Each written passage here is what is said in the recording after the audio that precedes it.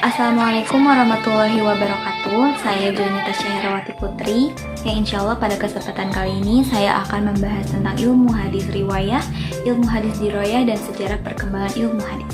Ilmu hadis adalah ilmu yang mempelajari tentang kaidah-kaidah sanad dan matan.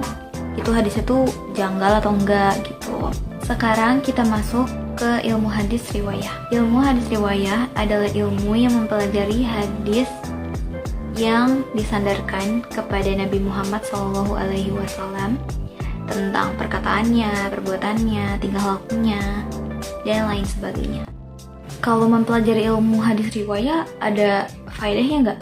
Ada dong. Faedah mempelajari ilmu hadis riwayah ini adalah untuk menghindari adanya salah paham terhadap apa yang disandarkan kepada Nabi SAW.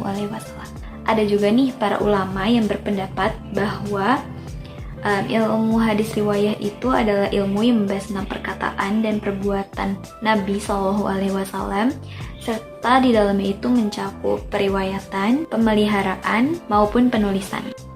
Kita next ke ilmu hadis diroyah. Ilmu hadis diroyah adalah ilmu yang di dalamnya membahas tentang peraturan-peraturan, hukum-hukum, macam-macam, dan lainnya mengenai periwayatan. Ilmu hadis diroyah ini juga ilmu yang di dalamnya itu membahas tentang keadaan perawi. Sekarang kita lanjut ke sejarah perkembangan ilmu hadis. Pertama ada di masa periodenya Nabi Muhammad SAW. Di masa ini hadis itu belum boleh ditulis karena takut tercampur oleh Al-Quran. Karena kan Al-Quran dari bahasa Arab, hadis juga dari bahasa Arab. Di masa ini juga sudah ada dua hadis, ada hadis qauliyah dan hadis fi'liyah. Hadis qauliyah itu adalah Nabi yang menyelesaikan sebuah masalah. Kayak misalkan ada sahabat yang bertanya kepada Nabi tentang masalahnya, lalu Nabi berucap, nah itu adalah hadis untuk menyelesaikan masalah. Itu disebut hadis qauliyah. Lalu hadis fi'liyah itu adalah hadis ajaran Nabi Muhammad tentang tata cara ibadah. Kayak misalkan tata cara sholat, terus Nabi ajarin ke para sahabat, itu namanya hadis fi'liyah. Yang kedua ada masa sahabat. Di masa ini hadis belum ada, belum dibukuin, dan di masa ini para sahabat masih fokus sama pembukuan Al-Quran. Lalu cara penyampaian hadis ini hanya dari lisan, jadi nggak ada bentuk pembukuannya gitu, belum ada. Di masa ini itu disebut taklilur riwayah atau pembatasan hadis. Karena jika ada yang ingin menyampaikan hadis, itu harus membawa 2 saksi minimal. Lanjut, kita ke masa tabi'in.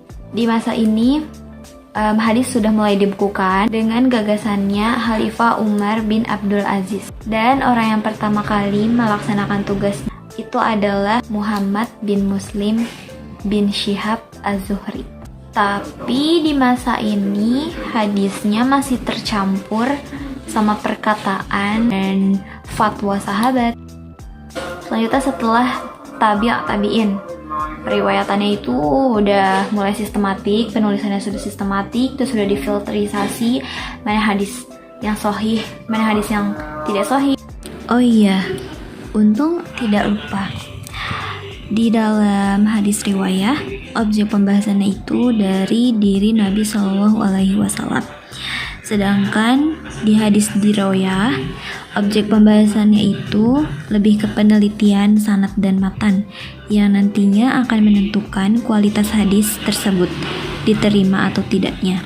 Dari tadi aku ngomong sanad dan matan, kalian ngerti nggak? Sanad itu isinya itu membahas tentang para perawi, sifatnya, biografinya, terus dia tuh adil atau enggak gitu. Terus matan itu adalah redaksi hadis, hadisnya itu janggal atau enggak kayak gitu. Terima kasih yang sudah mendengarkan, kurang lebihnya aku mohon maaf. Wabillahi taufiq wal hidayah. Wassalamualaikum warahmatullahi wabarakatuh.